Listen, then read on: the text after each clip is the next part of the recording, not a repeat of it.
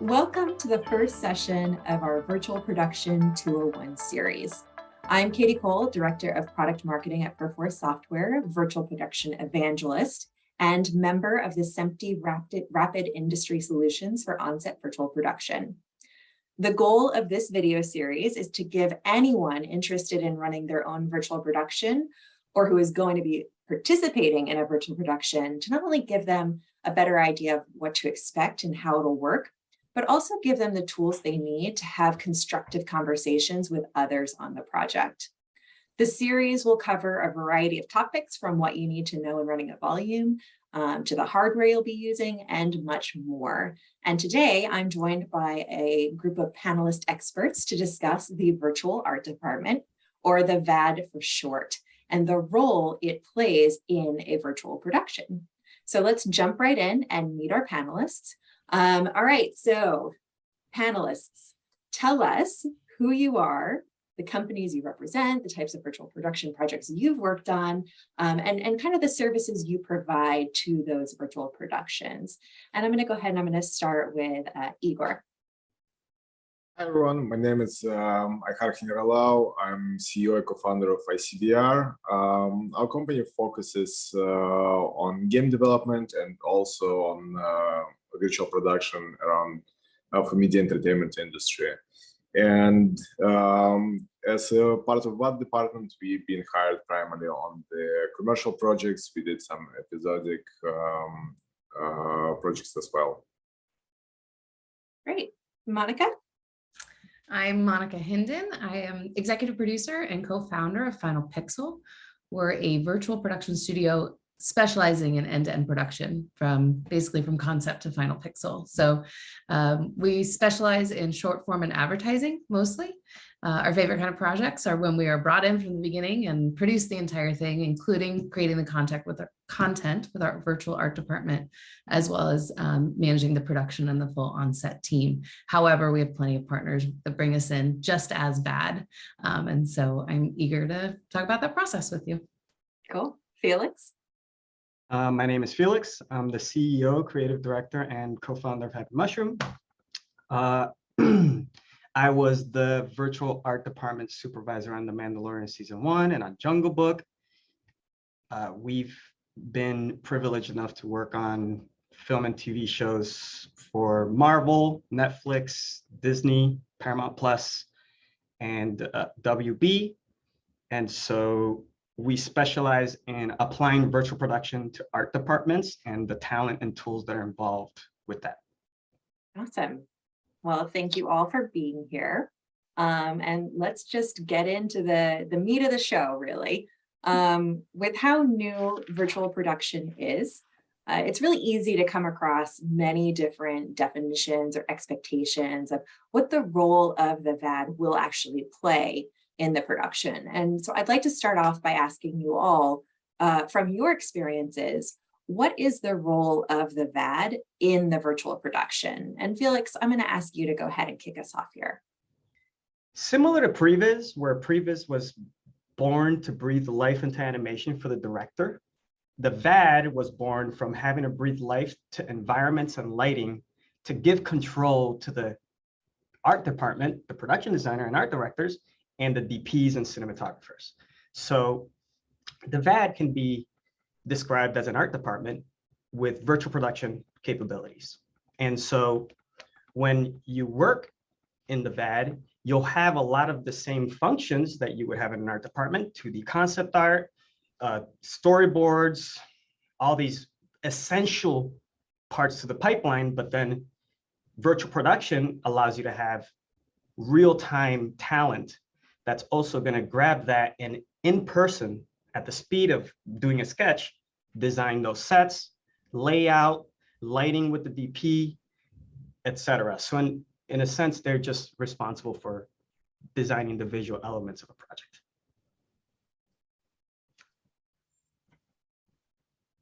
And Ihar, I know that you and I had chatted previously just about, what concepts people might be able to use to be like, oh, the VAD is like blah. How would you describe the VAD to somebody? I think like this, we started feeling ourselves a lot as a layout department, where like we've been engaged a lot by the previous team to build out the initial like rough layouts and like initial concepts, and push the assets to the end towards the post and visual effects, where like we have to extract the assets which were used for the virtual production on the camera VFX, and push it through to the final render for the compositing as well. I'd like to double down on what Igor said. The VAD is really good at joining other art departments. If you have a team already, a pre-existing team in an art department, you could use a team that's a VAD to empower that team so that they can easily collaborate with other teams. So if you have a strong VAD, you have 3D capabilities, you could have virtual location scouting, you could have all these different tools that you might not have otherwise. So there's different ways to have a VAD join you. They could do the whole thing, or they could come in and supplement the things that you don't have. Mm-hmm. I'd say on our end, since we specialize in advertising, so our whole pre-production process is maybe 6 weeks from green light to shoot. So our VAD takes on a lot. And I would say layout is key for us. Also, we're dealing with layers of clients so it's very important to rely on our VAD to create really great concept art and layout to get them on the same page with what we're producing, because what we're losing in this process in advertising is the fix it and post. We really need to get our clients on board from the very beginning. And so it's really crucial that our VAD, in connection with the production designer and the art team, are creating environments that our client approves and is on board with and not surprised with on set day. That's a big one. I think you brought up a really good point, Monica. The VAD's function is not just to do the visual elements of a project.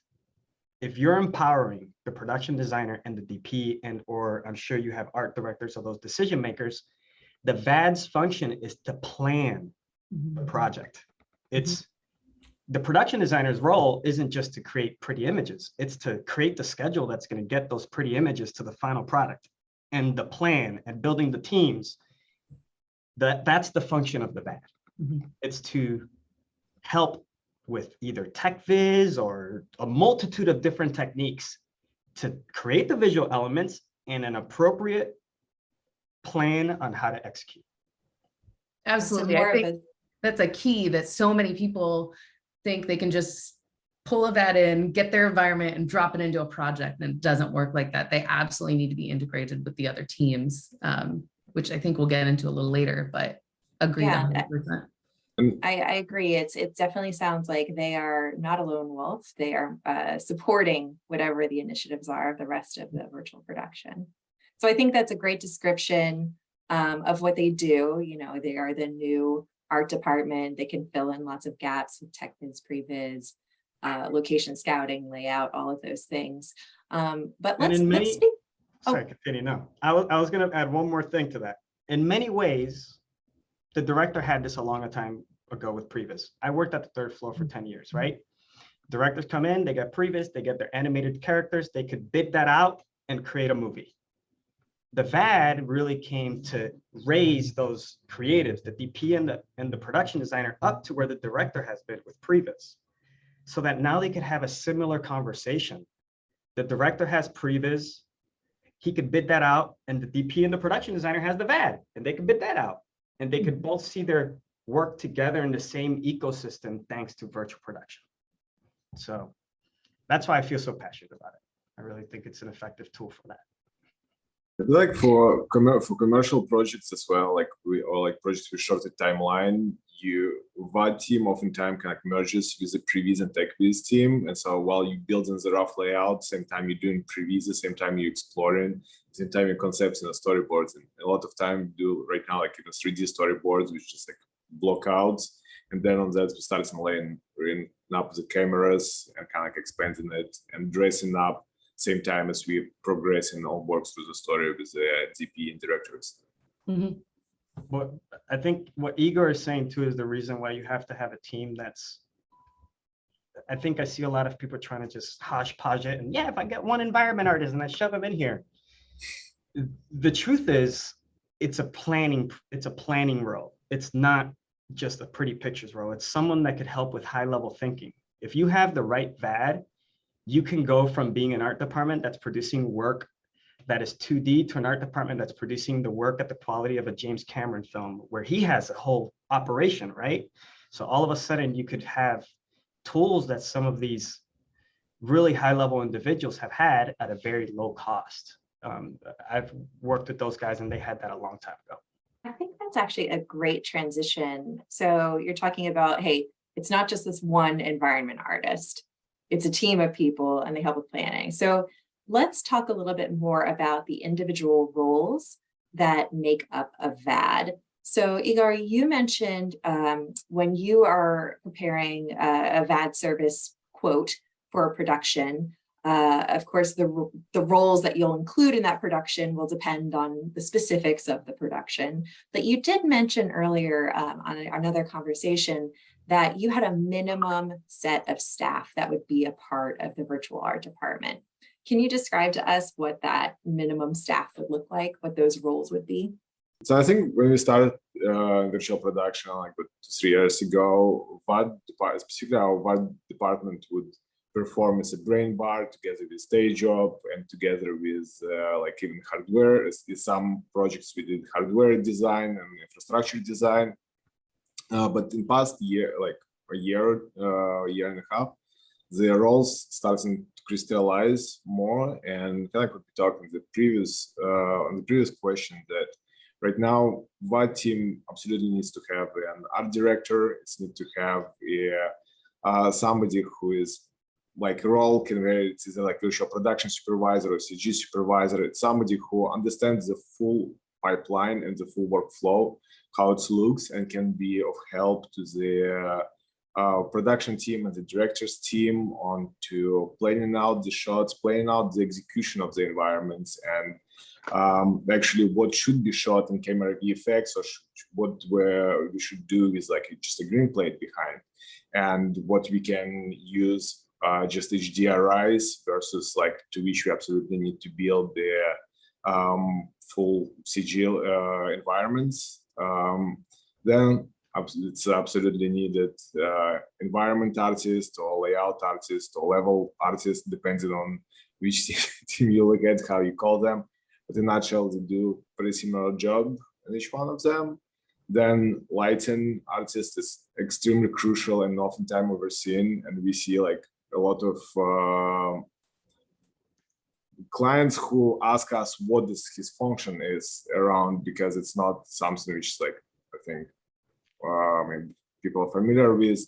But the main part is an artist who specializes in lighting the scene and work together with the gaffer and the DP and the AC on how the light rig going to work for the production on the wall side, on the CG side, and how it will embed together with the physical lighting, and if there like any automation need to be done for the like DMX lighting, etc. And then for sure like 3D modelers who build the props and who build out kind of the pieces of the environment itself. Then it can expand to the like concept artist, storyboard artist, and wherever like the need is, because again, like it's very new industry, and the productions oftentimes have various needs, and they don't fully like, even like when planning the project, and initially they don't fully see that, okay, we might need to do previews here, or we might need to do pass off the assets for the visual effects, or we need to fix something in post, so we'll need to render. So we have additional kind of functions coming from the team as well. And Monica and Felix, what about you? Do you have like a standard set? If somebody needed VAD services from you, this would be a minimum that we would consider before taking on a production? Absolutely. I mean, it's pretty much straight on with what Igor said. And I think to me, what I love the most again, I'm managing a lot of client expectations in my role, is the lighting. I think, agreed, it's unexpected, and people are surprised by seeing that maybe in the line item, but it becomes so crucial. And one of my favorite steps in pre-production, when we can do our pre-light with our DP virtually before we ever get on set, and we can walk our client through the lighting before we ever get on set, and it saves us so much time, because so many of our projects or clients are trying to get more for their money. So, oh, we can shoot 3 locations in one day. Great. But the only way we can achieve that is by doing all of this prep work. And for years, my whole career, I've spent coming to set and client says, oh, that's not exactly what I was expecting to see, or, oh, that lighting's not exactly what I wanted. Great. And now what we're able to walk them through, not just with the environment, not just with props, but also with lighting, is exactly what they're going to see. And so we can walk on set and start rolling the second everyone's there. And that's a huge, huge savings for us, time and money. I want to lean on what you just mentioned, Monica. I think get more for their money is right? And how are they doing that? When I think of breathing life to environments and lighting and empowering the production designer and the DP, I think of myself when I was an environment artist and I didn't have this pipeline. And when I didn't have this pipeline, we created a bunch of previs where people, the production designer would come on board after the previs was created and literally tell me, hey, this is throwaway. At that point, I've already put hundreds of hours into those sets. Now that we're working directly with production designers and DPs, the production designer could create the world, which, hey, creating a whole world at photorealistic quality is very expensive. And that's a lot of what's happening in traditional VFX pipelines. They create all this work, unfortunately, and then it's never seen. However, if you grab a DP and he frames the camera for you in pre-production, all of a sudden, you have a very focused amount of work. And that's how the cost savings add up, because you know exactly where you're making. You know exactly how much it costs, which allows you to either cut down or increase if you need to. So I thought that was a really good point. Now, when I think of talent, there really is one role that goes throughout the whole pipeline for us, and then I'll mention what that pipeline is, and that's the art director. And connecting with that art director, that VAD art director, to the production designer and the DP, the other roles come from that. Sometimes certain production designers are going to need location scouting, others won't. If you need location scouting, you're going to need a virtual production engineer. If the director of photography wants a virtual gaffer in the VAD, you're going to need a lighter. And of course, the set design, that's the biggest team. If you're doing set design, you're probably going to need 16, 20 people. So on the scales of the projects we're doing, that's the teams that we're putting together. I forgot to add also one position though, which is like overseen to. What was that? I forgot to add one, also another position which is like often being overseen at the engineering side, where like we can develop, and oftentimes we do develop specific tools for production around virtual camera or lighting or motion capture and whatever like the needs are. And oftentimes the creatives don't even know about the opportunity and possibilities which they have there. And so we often kind of add this line, and pretty much even in the early conversation with DPs, that the engineers are here to empower the creatives, and what can we do and kind of how can we push the boundaries of what you can do traditionally, like to achieve better results or like much fun or more fun experimentation way. So who wants to summarize for me the roles they heard? Monica, would you be able to list them off? In this last bit, we're finishing up this. No, let the guys take it. I'm gonna stand. There was a lot more than I tend to use. So, because it sounded. I'll start from the top. We have, if I was going to summarize the roles that are essential in the VAD, because of course it can expand from there, I would say that it's the person that's going to make the production designer happy. That's the VAD art director. The person that's going to make the DP happy. That's a VAD lighter. The person that's going to make the set designer happy, set designers, and or VAD photogrammetry talent. and then the people that are going to enable the virtual production pipeline and the customization of that pipeline, because you don't grab a Jon Favreau and tell him you're going to work like we want you to work. You customize things to people. So those are the engineers and the tech artists, and they're the Wizards of Oz is what I call them, right? They're the guys behind the curtain. But I think that maybe summarizes the essential roles for me, at least. And then from there, there's a lot of other opportunities to, for example, in film, they call the backgrounds or the in-camera VFX environments, when you add animation to them, look alive, because you're making them look alive. So when you're doing a look alive to a set, you might introduce an effects artist, moving flags, particles, and or animators, people walking in the background, etc. From there, if you keep thinking about people, you start thinking about the storyboard artist, the model maker. You could definitely come up with other people to add to the pipeline as well. Yeah. And so, I mean, I think, Felix, what you said is actually a really great transition to our next topic, which is, already mentioned this before, but the VAD is not a lone wolf.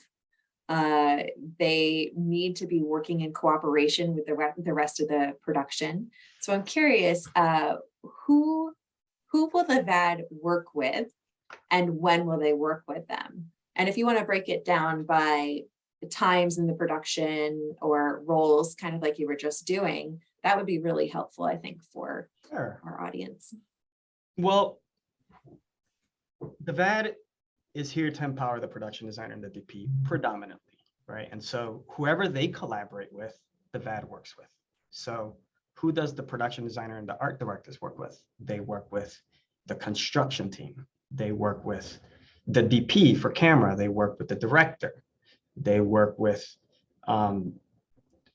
basically, those are the teams that the VAD art director would collaborate with, because if they're creating the visual elements, then they need to communicate with all the parties around to make sure that they're not only building visual elements, but that it's a plan that can be executed.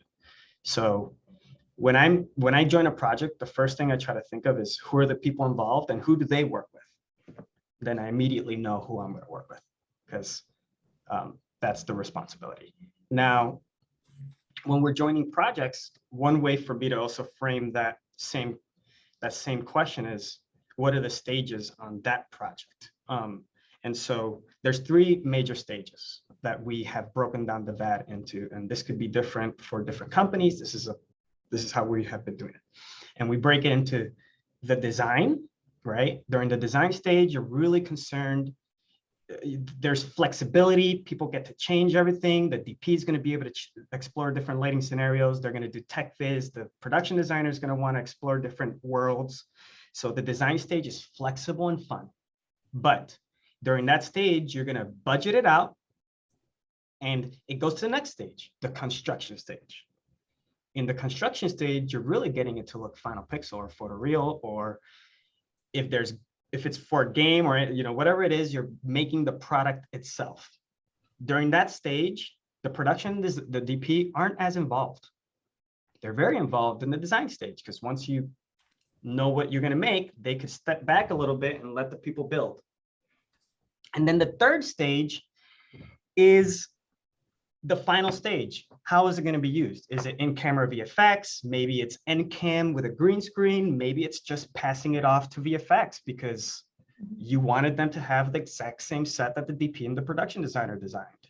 So between design, construction, and post or production, the common thread across the 3 is the VAD art director. The talent beneath them might change, because in pre-production, you're going to need designers. In construction, you're going to need people that could get things, like, they're not as worried about how the camera and the DP is going to, they're more worried about making it look really pretty and work for the shot. And then for the final stage, that's when you might have a couple members as a part of the brain bar. The brain bar is not an innate function from the VAD, but the brain bar is responsible for getting those worlds on the stage And the person responsible for those visual elements is the production designer. So because he's responsible, he needs to collaborate with that brain bar. And many times what I see is a VAD either place a lighter and an art director in the brain bar, or basically place some of the roles that the production designer needs to guarantee that his creative vision and what he designed sometimes months ago is what comes out at the end. Because especially if you're using in-camera VFX, if you're just using it as a previs tool or as a tool for, then this is less of a concern. But especially if you're using it for in-camera VFX, you need to make sure that everything's ready and that that creative vision that they designed months ago comes out the way they wanted, because you don't want to have to redo that again. That's a lot of lost money. You just planned all this work to get a shot. Then if you don't get that shot, you have to redo that shot. That's an unexpected event that's a budget that you didn't account for, right? So that's why the preparation of things is so essential. Felix, I have a question. Please. For your traditional production, how long of a window do you have for those first two parts of production, the design and then construction, as you put them? You know, when we started Happy Mushroom 6 years ago, we had around 3. It was, you know, it went from like 6 to 8 weeks. That was the beginning. Now we get up to 10 months sometimes. Especially we're doing 10 episodic series. We're doing films, but the construction of the sets, you know, sometimes we're doing 150 environments, different lighting scenarios. Sorry, 150 versions. Not like every one of them unique, but right. What tends to happen is you dedicate 5 to 8 weeks per set. And then they kind of stack. Maybe you could do 3 sets at a time, and once this one's out, you could tackle the next one. So in 5 to 8 weeks, you disseminate all the information that the production designer would want to put in there, that the DP wants to put in there, that the director, the producers, and you budget it out, and then you send it to the construction team, and then they take it the rest of the way. But during the design stage, if we're doing really small projects, it could be 3 to 8 weeks, right? But at a bigger scale, it's turned into like close to a year of pre-production. Right, with that many. Interesting. What about you, Monica? When are different roles brought in to the virtual production from the VAD, and who do they interact with? Interesting, and it was interesting to see the calculation. It kind of ends up the same. Our projects in advertising, usually most commercials have 2 to 5 locations that we're creating, and our time scale is 6 to 8 weeks. So it's about the same. It was interesting to hear. For us, I would say the productions designer obviously is key, but for, again, depending on the creative, we're needing them involved from the very beginning, which in most commercials, they're not necessarily coming in at the very beginning when scripting is happening, but we need them, at least the key involved from the beginning. And I think as well, the director usually is involved relatively from the beginning, but we need their treatment kind of right away. Whereas that could come later if we all knew the locations, you know, we would get a location brief maybe before the treatment while it was still good, but it's really key to get that treatment before we really start digging in. And then the DP definitely needs to come in much earlier than I'm used to on commercial productions, making sure that they're seeing the environments, having any comments on the construction, even just where windows are or things like that. Just they might have some thoughts, and then getting them to pre-light before we're on stage.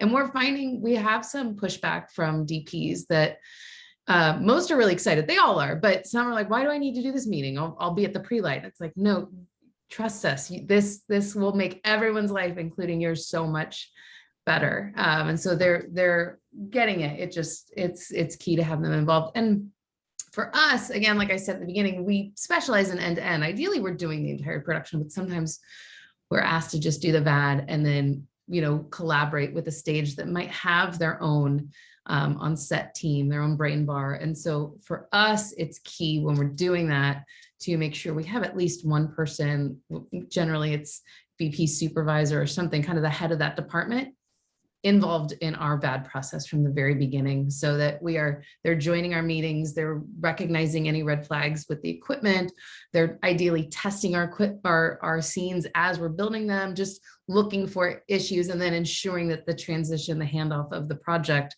from VAD to the brain bar is smooth. And to Felix's point, we absolutely require a representative from our VAD team on set, without a doubt. We won't do it without that. But you brought up something very important. I think we've been talking about the VAD art director, but of course, I think if you're going to put together a VAD, you might want a VP supervisor that understands how to put it all together, right? So the VP supervisor and or producers, in my opinion, as essential as that VAD art director. I've been on projects where they haven't been needed because they're smaller scale, but one major difference, for example, with your workflow, Monica, that we have to account for is the treatments are never ready. They're never finished, ever. On film and TV, you're writing the script and you're doing the virtual production and the VAD at the same time. Yeah. This is where I believe the VAD is the most effective, in the unknowns, because what I experience now, especially with teams that have been doing it for years, is that the VAD sessions become a storytelling session where they don't have to just make up stuff and write it on paper. We have people showing them visually in real time. Oh, well, I thought this was going to be nighttime. Give me 2 seconds, right? So all of a sudden, I like calling it the sacred space. When you set up that sacred space where all of them know that they could throw ideas at the wall, then it becomes a meeting where you're telling a story. And I've seen writers in those meetings every single week rewriting scripts live and arriving at those decisions that maybe the director didn't want to make on his own. Maybe he needed the support of his production designer, his writer, his actor, all of them in there. And the VAD is excellent at facilitating those conversations. And Monica, you and I had a conversation previously about kind of how in virtual productions, you have all of these ingredients, but you need somebody to know how to put all those ingredients together. And I think that echoes kind of what Felix was just saying about how you absolutely need a virtual production supervisor or somebody of the like that knows how to put the pieces together. Is that a fair representation? Absolutely. I think it's something we're learning on every project and having to educate our clients on every project. It's defining at the beginning, who is that head that is keeping an eye on every step of the process. And the problem is, this is so new. There's not a lot of people that are capable of it. And the scary part is when someone comes in saying they're that person and they've never done it, because it is something you absolutely have to learn. You can't just sort it out. You know, I've produced a ton of things and therefore I can figure this out, because you need, you know, when we've been hired just as a VAD, we will actually provide them a full production schedule, even though it's including things that have nothing to do in theory with what we're doing. We need to be sure they understand the order of things that have to happen, the meetings that need to happen, the sign-offs that have to happen, so that what we're producing will actually be effective on set. And so oftentimes we're then brought in as that kind of connective tissue of kind of the virtual production consultant throughout the process. I think VP supervisor is a really broad term right now. Oh, I was coming to say that exact same thing. That person's in charge, because that person might be like, oh, no, I'm not in charge. What are you talking about? So I think it's a big conversation that the powers that be at the top of a project need to have immediately, in a very honest conversation of who understands this pipeline or who's deciding it. Because also everyone's pipeline's different. Like, who is deciding this and keeping an eye on every step of the way to ensure that all the groups are doing what they're supposed to do on time and connecting with each other correctly? There's what you said there about the VP supervisor. I get that question all the time because I'm a VP supervisor, but I come from the art department, right? So I understand the domino effect of, like, if you do something here, when people ask me who is best suited to be a virtual production supervisor for an effective VAD, I the best role that I have found is the supervising art director in a normal art director, in a normal art department. Supervisor art directors, what their whole job is creating schedules and making sure that all the different pieces connect. And they understand what it means to get a physical set constructed for the day of the shoot. That is the same exact pipeline that a VAD. And Ihar, you and I had discussed the idea of like getting specifications. As a VAD, there's certain information that you need from the team in advance to make sure that your work will be able to use in post or whatever it is. Can you talk a little bit more about that point? Absolutely, and it's kind of also like on touch on what Monica was saying about in commercial. So we see more in TV and kind of episodic and film, where you have previews or creative. It's more baked, and DPs and creatives are coming on the project as early as possible, and they're already embedded into the team when we come in. On commercial side, it's really been a pretty like big battle with a lot of clients on having be hired oftentimes before the DP even is hired or selected on the project, or we hired before the VFX house is selected on the projects, and then kind of the specification on where like we know as a fact and based on our experience that some of the shots will need to be rendered out and sent for the post. Some of the shots won't be able to be fully executed on in-camera VFX. Some of the shots will have like additional lighting on top of it.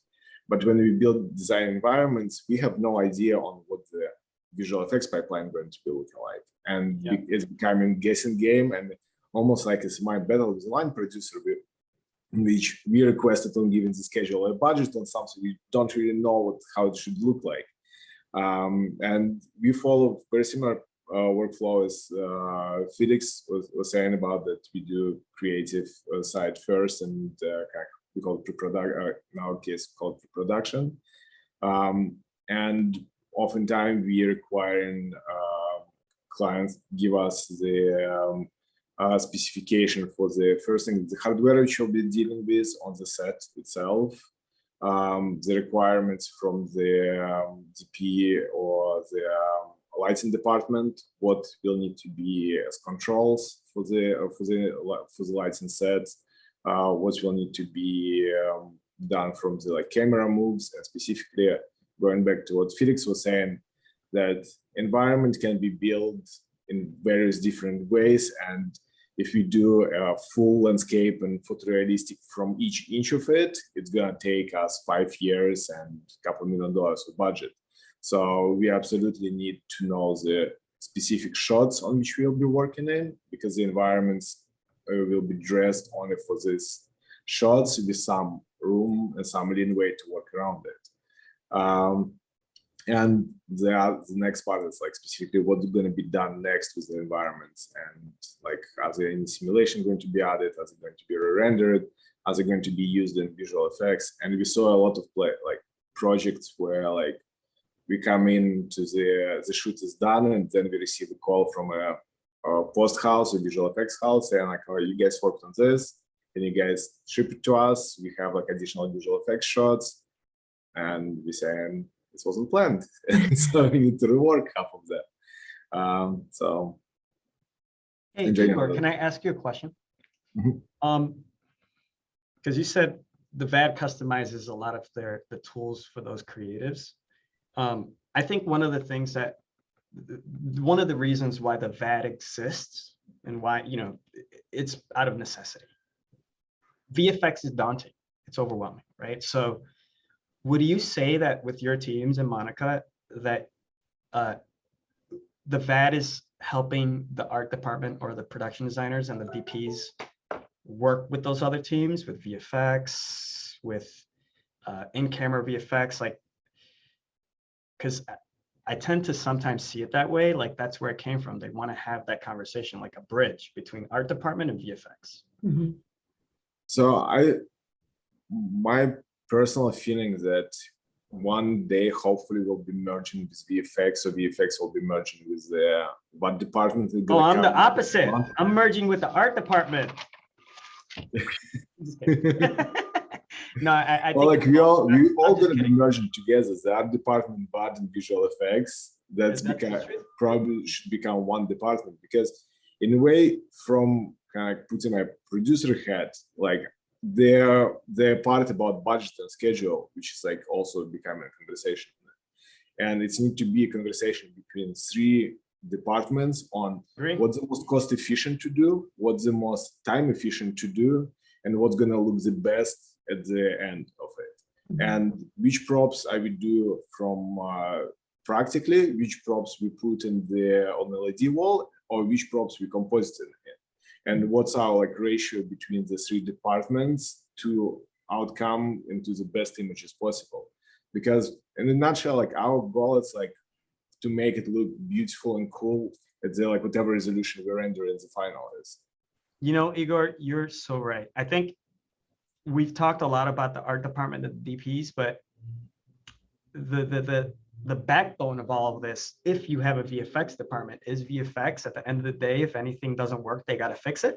So I do, although I've been very focused on the art department, the DP, the VFX team or the VFX supervisor is in every single conversation, right? You do want to expose the producer, the director, and the VFX supervisor. Like they're your decision makers. The production designer and the DP, they report to them. In this situation, every week they're going to have environments and lighting, and they could come up every week and show it to those guys, the producer, the VFX supervisor, and the director. And in those meetings, the way we've been structuring them, in those meetings, they get to have that sacred space in the conversation around how much is it going to cost? Does this serve the story? How do I do it in VFX? What shoot method? Is it going to be in-camera VFX or green screen, etc.? So I really, that's a really freaking great point, Igor.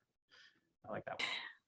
And so I know we're running up on time, so I'd love to get just final thoughts from the panel here. And, you know, again, our goal here is to make sure that people that are doing their first virtual production are going to be part of a first virtual production, that they better understand what to expect, how it's going to work, have good conversations. So what is the one bit of advice that you would like for the audience to walk away with about knowing from the VAD? If you could summarize really quickly, just one thing that you want this audience to know about the VAD, what would it be? So who wants to start? Felix? I would say, if you're a person, like if you're a company like ours, or if you're a person that wants to use the VAD, understand your decision makers' workflow and their review process. That's always the first step for us. Who are we going to do this for, and how do they like to review?